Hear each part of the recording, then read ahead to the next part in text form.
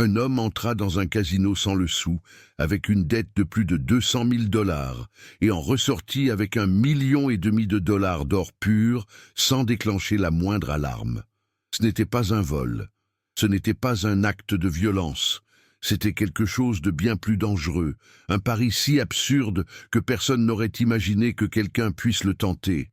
Et lorsqu'ils comprirent ce qui s'était passé, il avait déjà franchi 3 frontières. Voici l'histoire vraie de la plus grande escroquerie psychologique jamais perpétrée dans un casino. Marcus avait 32 ans lorsque sa vie a basculé. Importateur prospère, il avait bâti un empire valant des millions jusqu'à ce qu'un contrôle fiscal fédéral révèle des irrégularités fiscales dévastatrices.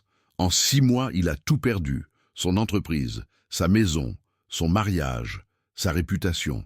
Mais le pire n'était pas la perte de ses biens. C'était la découverte qu'il devait encore une fortune à des individus très dangereux qui avaient financé ses affaires. Les créanciers non officiels n'acceptent pas la faillite comme excuse. Ils exigeaient 240 000 dollars sous 90 jours, faute de quoi ils engageraient des poursuites judiciaires, parfois brutales. Marcus n'avait plus rien, pas même un appartement. Il dormait sur le canapé d'un cousin et travaillait comme livreur pour survivre. C'est lors d'une livraison dans un hôtel de luxe que tout a basculé. Il a déposé un colis pour un client qui s'est avéré être un cadre d'un des plus grands casinos de la côte ouest. L'homme fêtait un événement important et, peut-être par générosité ou sous l'effet de l'alcool, a laissé un pourboire exorbitant, 500 dollars. Mais ce qui a vraiment retenu l'attention de Marcus, c'est la conversation qu'il a surprise en attendant la signature. Le cadre était au téléphone pour discuter d'un problème interne au casino. Apparemment, l'établissement avait acquis une quantité considérable de lingots d'or dans le cadre d'un programme de fidélité exclusif destiné aux joueurs les plus fortunés. Les clients VIP qui misaient des millions pouvaient recevoir des paiements en or physique, symbole de leur statut et d'avantages fiscaux. Le problème était d'ordre logistique. Comment transporter, stocker et exposer une telle quantité d'or sans attirer l'attention des voleurs? La solution qu'ils avaient trouvée était ingénieuse. L'or serait exposé dans une vitrine blindée au centre du hall principal. Vitrage par balle, détecteur de mouvement, caméra de surveillance permanente. Mais voici le détail crucial que Marcus avait surpris. La vitrine tenait davantage du théâtre que du coffre-fort. Le véritable or se trouvait dans un coffre-fort souterrain, accessible uniquement par un ascenseur privé à authentification biométrique.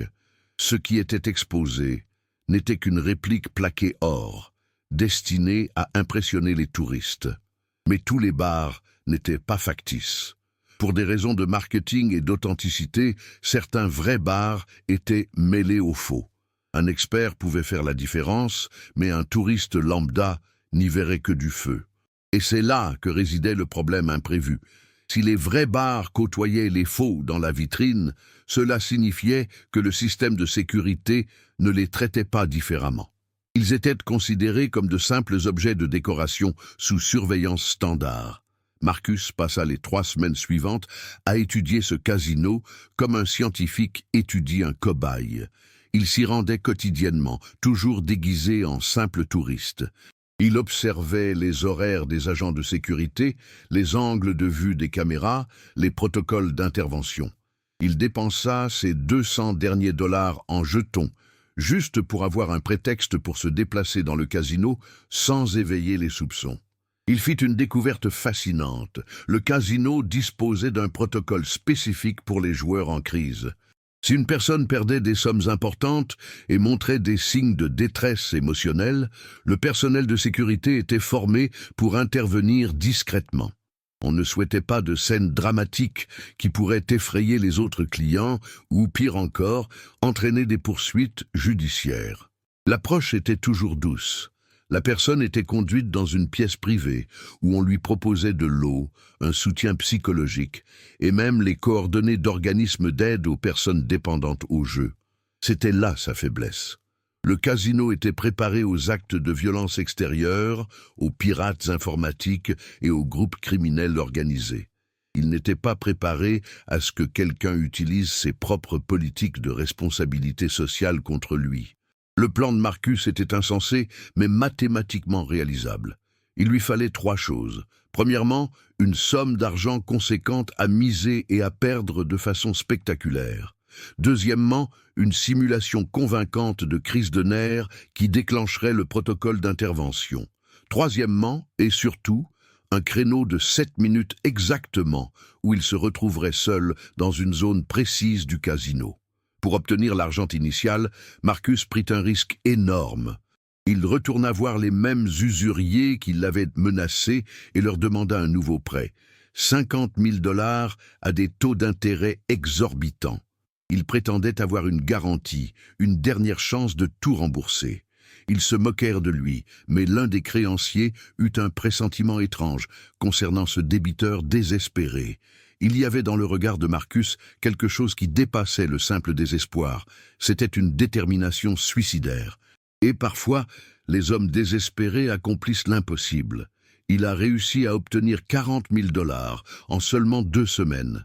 S'il ne payait pas la totalité de la somme, soit près de 300 000 $, il n'y aurait aucune négociation.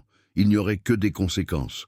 Le soir venu, Marcus entra dans le casino vêtu d'un costume emprunté et commença à jouer. Non pas au hasard, mais selon un plan méticuleusement calculé. Des mises suffisamment importantes pour attirer l'attention, mais pas au point d'éveiller les soupçons. Il joua, perdit, augmenta ses mises, perdit encore plus. En 3 heures, 40 000 $ s'étaient volatilisés. Mais il persista. Il sollicita un crédit au casino en utilisant de faux documents attestant de biens inexistants. Il parvint à obtenir 20 000 $ de crédit supplémentaires et les perdit tous en 40 minutes. Commença alors la partie théâtrale. Marcus se mit à transpirer abondamment, à trembler, à faire des paris de plus en plus incohérents. Il se mit à parler tout seul, à jurer, laissant clairement entrevoir une crise de nerfs. Les gardes de sécurité l'ont immédiatement remarqué. Protocole activé. 2 agents se sont approchés, adoptant l'attitude experte de ceux qui gèrent les situations délicates. Ils lui ont parlé à voix basse, lui ont proposé leur aide et lui ont suggéré de les suivre dans un endroit plus calme. Marcus a d'abord résisté un peu, juste assez pour paraître sincère, puis a cédé. Il s'est laissé guider. La salle de consultation se trouvait dans un couloir administratif, à l'écart du hall principal. Exactement là où Marcus devait être. Il savait, de par son expérience d'observation, que ce couloir présentait un angle mort de 9 mètres pour les caméras de surveillance. Et qu'à 23h15, un changement d'équipe avait eu lieu, ne laissant qu'un seul agent de sécurité en surveillance dans ce secteur pendant environ 7 minutes. À l'intérieur de la pièce, il poursuivit son spectacle. Il pleurait, s'excusait et disait avoir gâché sa vie. Les 2 agents de sécurité tentaient de le calmer, tandis qu'un employé du service jeux vidéo allait chercher des formulaires et de la documentation. C'est alors que Marcus simula une grave crise de panique. Il hyperventila, se prit la poitrine et tituba. Un des agents de sécurité est parti chercher un défibrillateur et du personnel médical. L'autre est resté sur place, tentant de maintenir l'employé conscient. Ce dernier était paralysé, ne sachant que faire. C'était exactement le chaos maîtrisé dont Marcus avait besoin. Lorsque l'agent de sécurité s'est penché pour prendre son pouls, Marcus a agi. Ce n'était pas de la violence, c'était de la précision. Un mouvement de torsion qu'il avait répété des centaines de fois. Il désarma l'agent de sécurité, lui appliquant une prise d'étranglement juste assez forte pour le rendre inconscient pendant quelques minutes. L'employé tenta de crier. Mais Marcus était déjà sur elle, la main sur la bouche, une voix calme lui assurant qu'il ne lui ferait pas de mal si elle coopérait. Il les attacha tous les 2 avec leur propre ceinture de sécurité et des câbles qu'il avait dissimulés dans la doublure de sa veste. Il a quitté la pièce à 23h17 précise. J'avais à peine 5 minutes avant qu'il ne s'en aperçoive. Il a descendu le couloir jusqu'à l'angle mort de la caméra, a ouvert une porte de service qui aurait dû être verrouillée, mais qu'il avait sabotée quelques jours auparavant avec un morceau de ruban adhésif transparent sur le loquet. Il est descendu par un escalier de service jusqu'au sous-sol. Voici le véritable test. Le sous-sol du casino était un réseau complexe de galeries techniques, de réserves et de locaux techniques. Marcus en avait mémorisé l'agencement en étudiant les plans architecturaux publics du bâtiment, auxquels il avait réussi à accéder grâce aux archives municipales en ligne. Il savait qu'il existait une réserve temporaire où étaient entreposés les objets de la vitrine principale lors des opérations de nettoyage et d'entretien. La pièce ne disposait d'aucune sécurité biométrique, juste une serrure électronique standard que Marcus a ouverte en 20 secondes grâce à un dispositif de contournement acheté 300 $ en ligne. À l'intérieur, comme le cadre l'avait mentionné quelques semaines auparavant, se trouvaient des caisses d'inventaire. Et dans l'une d'elles, des lingots d'or. Pas beaucoup, mais il y en avait. Sans équipement spécialisé, Marcus n'avait aucun moyen de distinguer les vrais lingots des contrefaçons. Il les prit donc tous. 17 lingots, pesant chacun environ 1 kilogramme. Il les plaça dans un sac à dos renforcé qu'il avait dissimulé quelques jours auparavant dans une gaine de ventilation voisine. Le poids était écrasant. 17 kilos d'or plus celui du sac à dos. Mais il s'était entraîné pour ça. 2 semaines à porter des charges similaires lors de nuits calmes. Son corps était prêt. Il emprunta un autre escalier de secours qui menait à une sortie latérale du casino, une porte réservée aux fournisseurs, brièvement déverrouillée lors des livraisons de boissons nocturnes, entre 23h et 23h30. Il avait tout chronométré. À 11h23, Marcus franchit cette porte, portant une fortune en or. Personne ne le vit. Les caméras extérieures étaient braquées sur les entrées principales. Il marcha 3 pâtés de maison jusqu'à un parking où il avait laissé une voiture de location sous une fausse identité.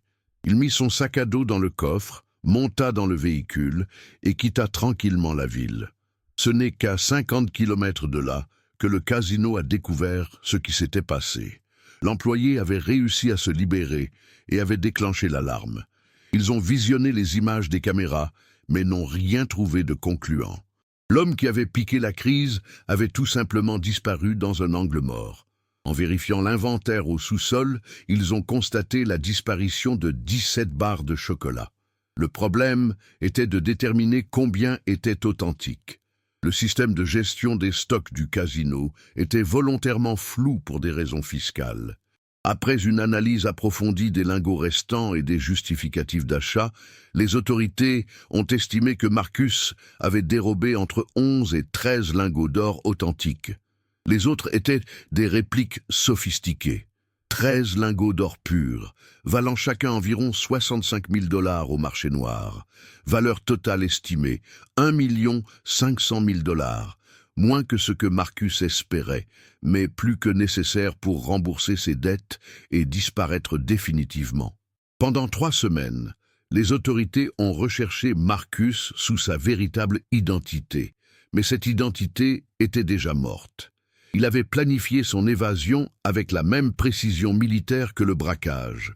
Faux papiers achetés des mois auparavant, contact dans des pays sans extradition, itinéraire terrestre à travers des frontières poreuses. L'or fut vendu progressivement en petite quantité par l'intermédiaire d'intermédiaires dans 4 pays différents. Marcus ne traita jamais directement avec les acheteurs. Il utilisa un réseau d'intermédiaires qui prélevait 30% de la valeur, mais garantissait un anonymat absolu. Malgré cela, il empocha plus d'1 million de $. Il a remboursé les usuriers par virements bancaires internationaux intraçables. Le reste de l'argent a été investi légalement sous de fausses identités. Immobilier, petites entreprises, actions. Rien d'ostentatoire, rien qui puisse éveiller les soupçons. Aujourd'hui, près de 7 ans plus tard, Marcus vit sous une autre identité dans un pays d'Amérique du Sud. Il travaille comme consultant en sécurité informatique, aidant ironiquement les entreprises à identifier les failles de leur système. Il n'est pas ostentatoirement riche, mais il vit confortablement, sans dette, sans peur, sans regret. Le casino n'a jamais divulgué publiquement le vol. Admettre qu'un homme seul, sans armes ni équipe, avait réussi à déjouer tout le système de sécurité aurait été un désastre en termes d'image. Ils ont préféré le déclarer comme une perte de stock et améliorer discrètement leur protocole. Mais en interne, tout le monde est au courant. Il existe un dossier au nom de Marcus, avec la mention « non résolu ». La vérité que personne ne veut admettre est simple. Le système le plus sophistiqué au monde est toujours géré par des humains. Et les humains ont leurs protocoles, leurs habitudes, leurs angles morts. Pas forcément au niveau des caméras, mais dans leur façon de penser. Tout le monde s'attendait à un voleur violent ou à un pirate informatique de génie. Personne n'avait imaginé quelqu'un qui étudierait les politiques de protection des joueurs et les utiliserait comme une arme. Marcus n'a pas gagné le casino par la force ou la technologie. Il a gagné grâce à la patience, l'observation et une profonde compréhension d'une vérité dérangeante. Les systèmes complexes ne s'effondrent pas par manque de protection. Ils s'effondrent parce qu'une protection excessive engendre des procédures qui finissent par devenir prévisibles. Et la prévisibilité offre toujours des opportunités à ceux qui prennent le temps d'étudier le schéma. Ce que peu de gens savent, c'est que Marcus a failli être arrêté à 3 reprises dans les 6 mois qui ont suivi le vol. La première fois, c'était 2 semaines plus tard, alors qu'il traversait la frontière entre le Mexique et le Guatemala. Un agent d'immigration a remarqué quelque chose d'étrange concernant ses papiers. Techniquement, ils n'étaient pas falsifiés. Il s'agissait de vrais documents délivrés sous une identité construite à partir d'actes de naissance authentiques de personnes décédées en bas âge. Une vieille technique, mais efficace lorsqu'elle est bien exécutée. L'agent posa des questions. Marcus répondit en récitant l'histoire qu'il connaissait par cœur. Un touriste canadien visitant des ruines mayas. Documents en règle, billets retour déjà achetés, réservation d'hôtel confirmée. Mais l'agent avait ce flair pour les mensonges, fruit de nombreuses années d'expérience. Quelque chose dans le regard de Marcus trahissait une incohérence. Il décida de mener une enquête plus approfondie. C'est alors que la chance intervint d'une manière totalement imprévue pour Marcus. Un bus rempli de touristes arriva au poste frontière au même moment. 50 personnes bruyantes et en retard, se plaignant de la chaleur. Le superviseur leur ordonna de traiter le groupe rapidement car une inspection fédérale était prévue dans 1 heure et il fallait que les chiffres de traitement soient à jour. L'agent qui soupçonnait Marcus dut le laisser partir pour aider avec le groupe plus important. Marcus franchit la frontière les mains si tremblantes qu'il peinait à tenir son passeport. Il conduisit 6 heures sans s'arrêter, changea de voiture dans une petite ville, puis poursuivit sa route jusqu'à la côte. Ce n'est qu'alors qu'il put enfin respirer. La 2e fois, c'était à San Salvador. Marcus se trouvait dans un hôtel médiocre, tentant de vendre 3 lingots d'or à un intermédiaire recommandé par une connaissance. Le rendez-vous devait avoir lieu dans un café, une méthode censée être sûre. Mais l'intermédiaire était accompagné d'une personne à laquelle Marcus ne s'attendait pas. Un autre homme, silencieux et observateur. Lorsque Marcus lui demanda qui il était, l'intermédiaire répondit simplement qu'il était son associé. Le regard que cet homme posa sur Marcus éveilla en lui une méfiance inquiétante. Ce n'était pas le regard d'un criminel ordinaire, mais celui d'un enquêteur.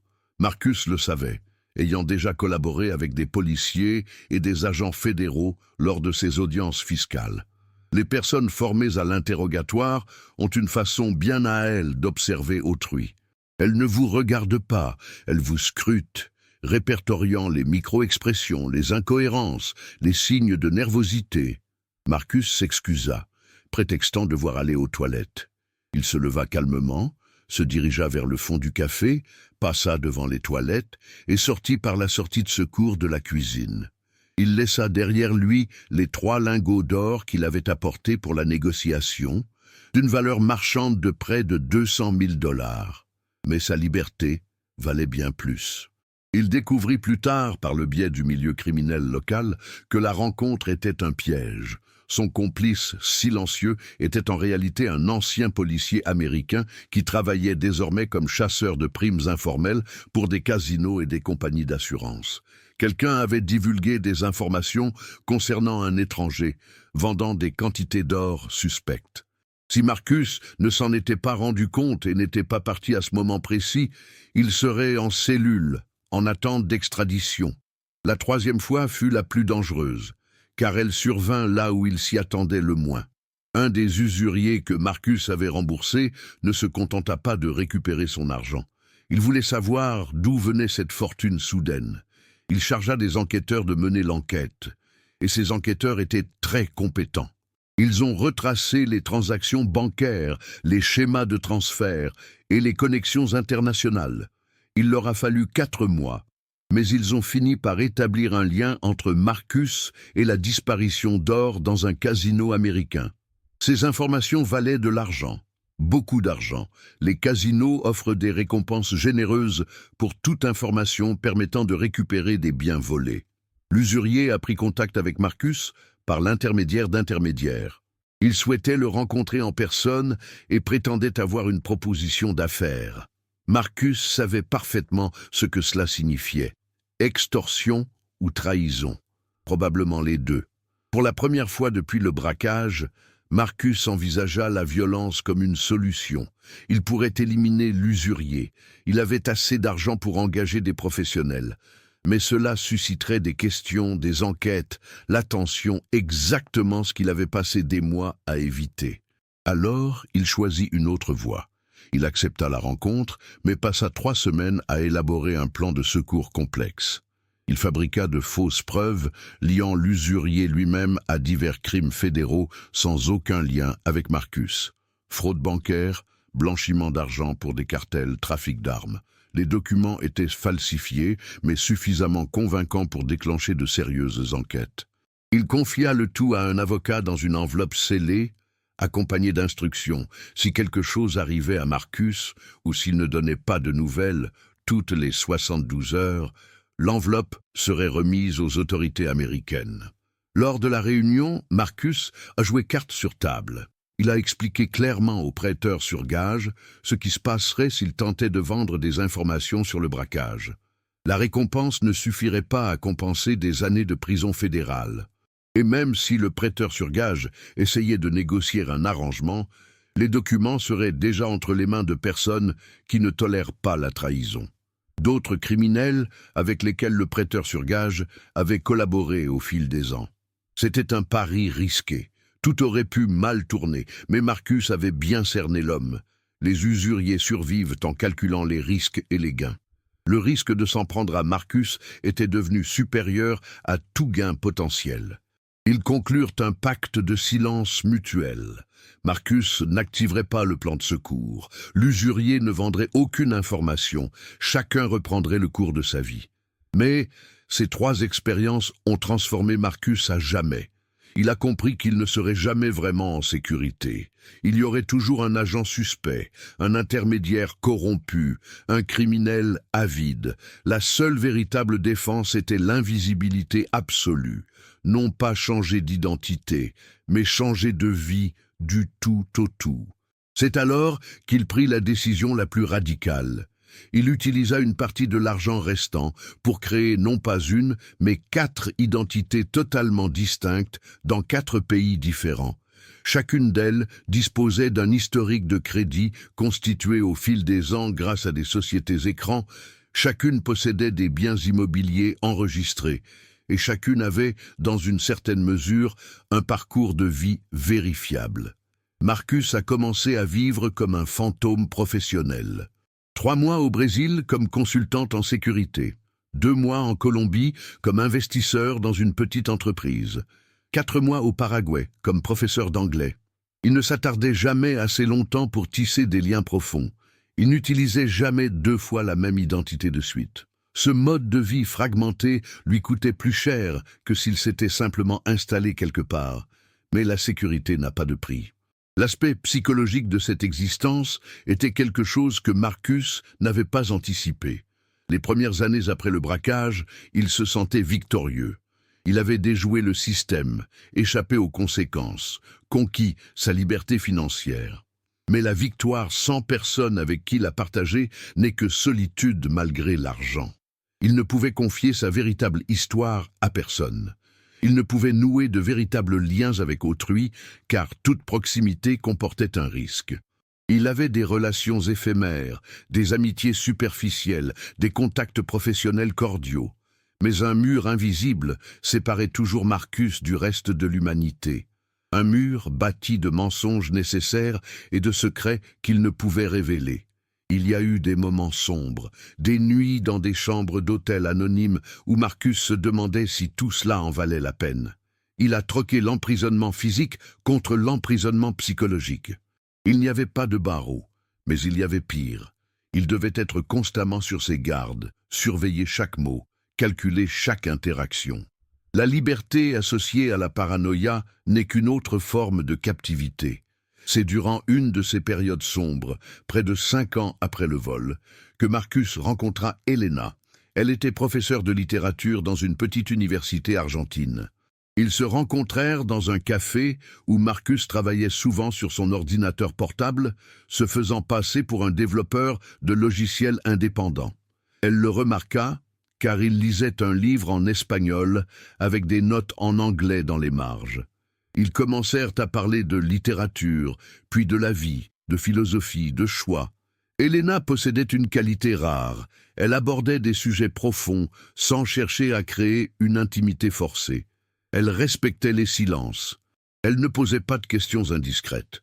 Elle était exactement le genre de personne que Marcus aurait pu aimer dans une autre vie.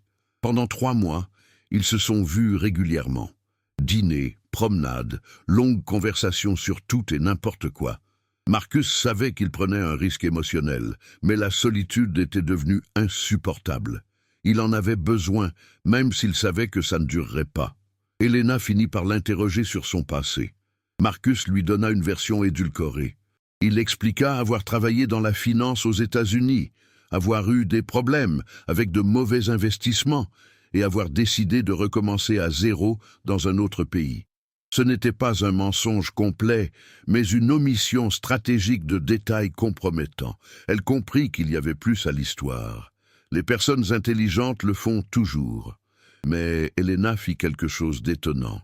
Elle affirma que chacun porte des secrets et que le passé d'une personne importe moins que ses actions présentes. Elle demanda si Marcus était une bonne personne maintenant. Il ne sut que répondre. Leur relation prit fin lorsque Marcus dut quitter l'Argentine précipitamment. Un de ses contacts dans le milieu criminel l'avertit que des détectives privés s'intéressaient aux Américains installés en Amérique du Sud après 2018. L'étau se resserrait. Il était temps de partir. Marcus a laissé une lettre à Elena.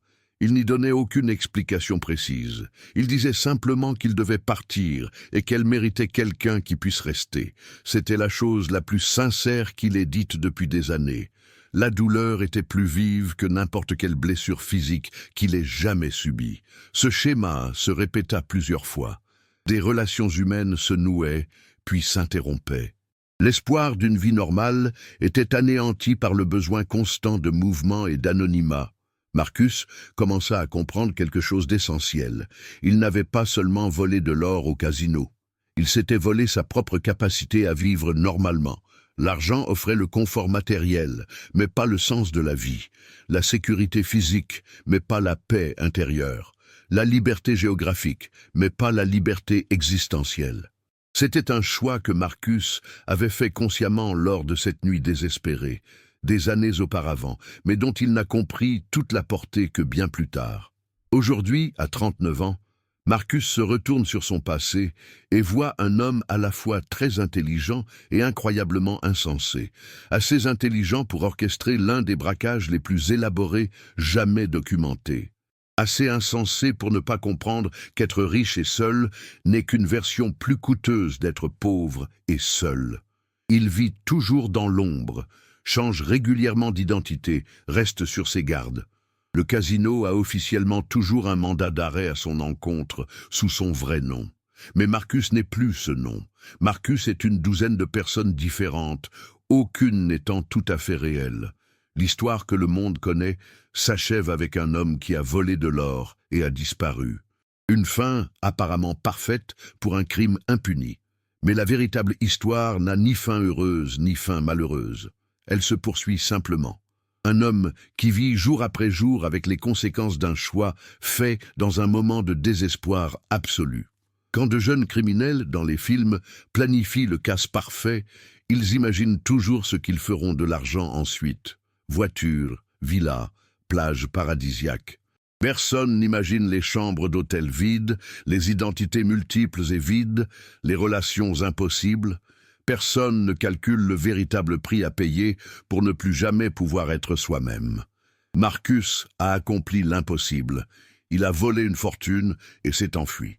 Mais il a découvert trop tard qu'il existe des prisons bien pires que celles de béton et de barreaux. Les pires prisons sont celles que nous nous construisons nous-mêmes, un mensonge après l'autre, jusqu'à ne plus nous souvenir de qui nous étions avant de commencer à mentir. Et c'est peut-être là la véritable leçon de cette histoire. Il ne s'agit pas de planifier le crime parfait, mais de comprendre qu'il n'existe pas de crime parfait.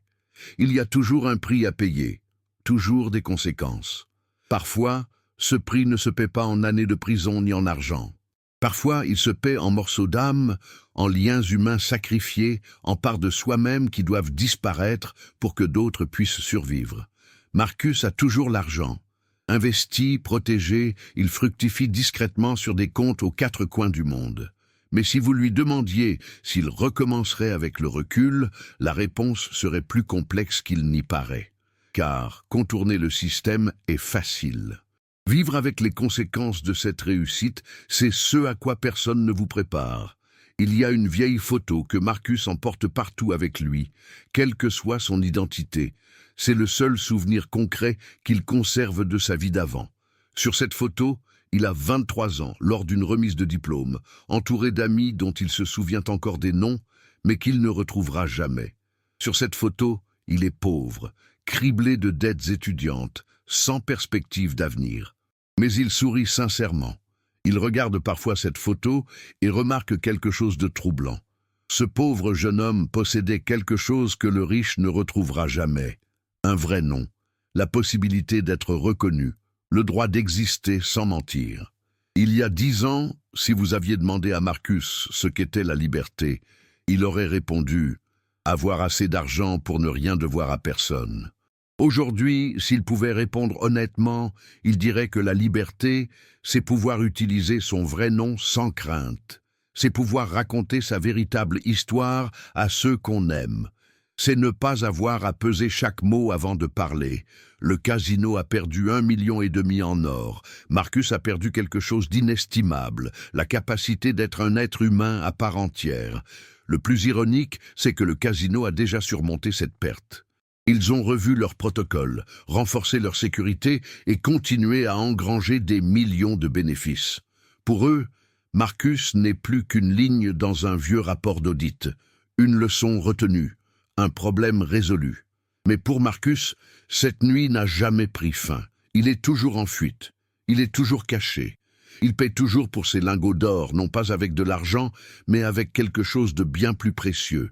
Avec des jours où il ne peut plus être lui-même, avec des conversations où il est obligé de mentir, avec des amours qui s'éteignent avant même d'avoir vraiment commencé. Alors, quand vous entendez des histoires d'escrocs parfaits, de personnes qui ont dupé le système et réussi à s'en sortir, souvenez-vous de ceci. S'évader n'est pas synonyme de liberté, gagner n'est pas synonyme de victoire. Et parfois, la personne enfermée en connaissant son identité jouit de plus de liberté que celle qui franchit les frontières sous un faux nom. Marcus a accompli un exploit rare. Il a triomphé contre toute attente, et il a découvert que la victoire pouvait n'être qu'un synonyme d'exil définitif de sa propre vie.